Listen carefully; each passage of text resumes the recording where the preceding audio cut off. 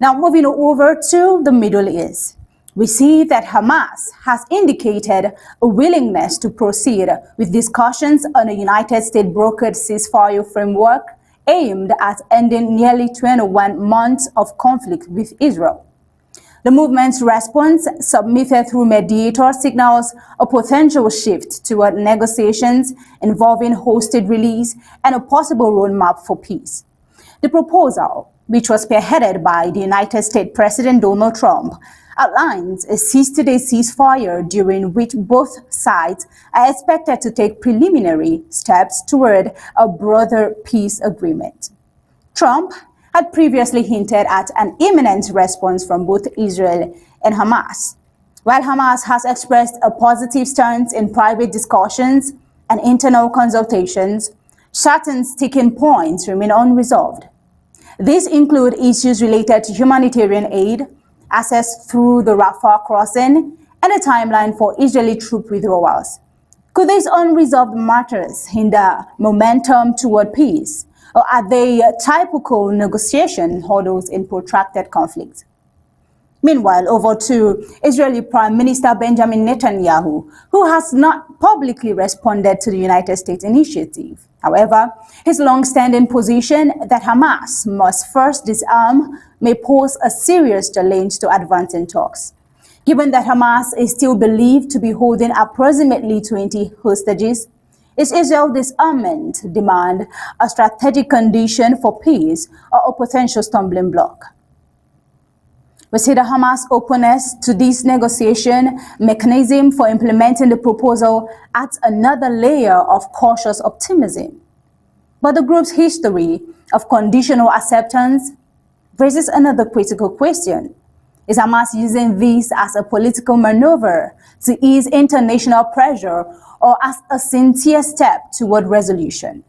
Even as diplomatic channels remain active, violence on the ground escalates.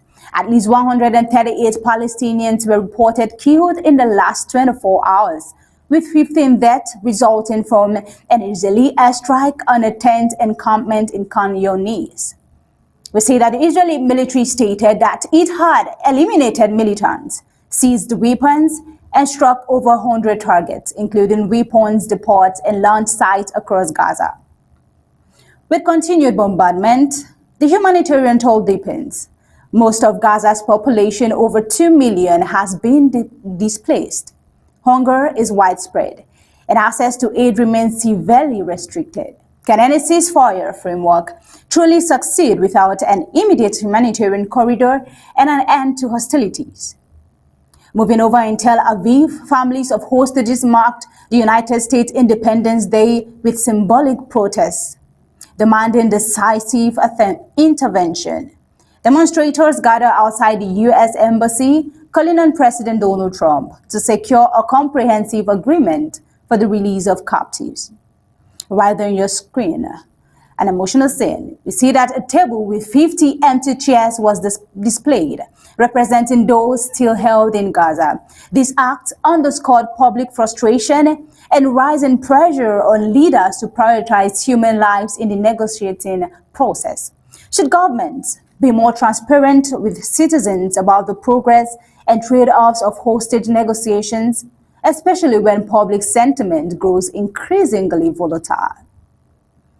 We said that the proposed deal reportedly involves the release of 10 hostages and the return of the bodies of 18 others.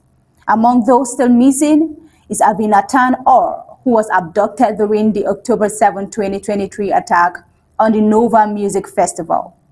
Many, including the families of slain or captive Israeli soldiers, are urging Netanyahu to ensure that any diplomatic mission to Washington prioritizes securing their release. Meanwhile, according to local health authorities, over 57,000 Palestinians, most of them civilians, have been killed since the conflict began. Israel's retaliatory strikes followed a Hamas-led attack in 2023 that left approximately 1,200 people dead and 251 taken hostage. With ongoing hostilities and the humanitarian crisis reaching critical levels, the international community could do enough to ensure mediation strategies are sustainable. Quite some life has been lost and properties destroyed. Peace needs to be brokered.